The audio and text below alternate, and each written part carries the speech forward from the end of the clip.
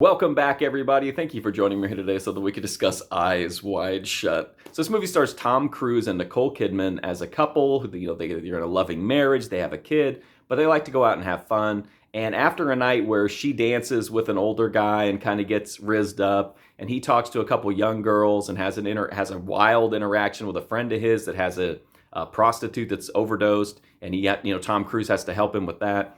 They have a conversation afterwards when they smoke some weed, and she tells a story about how she was really driven by lust at one time and was willing to give up their marriage for one night with this guy that she saw somewhere. And that really sparks something inside of Tom Cruise, and he goes on this kind of journey of discovery that leads him into weird parties and overnight costume rentals and stuff like that. And that's pretty much the premise here, is just watching what happens to these people.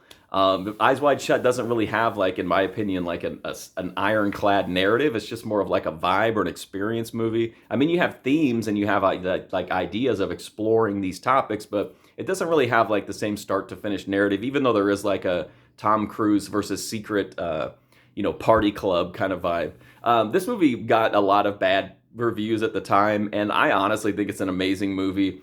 I understand, though, why people don't like it. It is very, very slow, which I typically don't like, but I think it's perfect here. I think this incredibly slow burn works so well. I love the visuals here. Man, it's just beautiful cinematography, beautiful set design. Everything in this movie just looks fantastic. Tom Cruise, great, but Nicole Kidman, what a performance. Wow.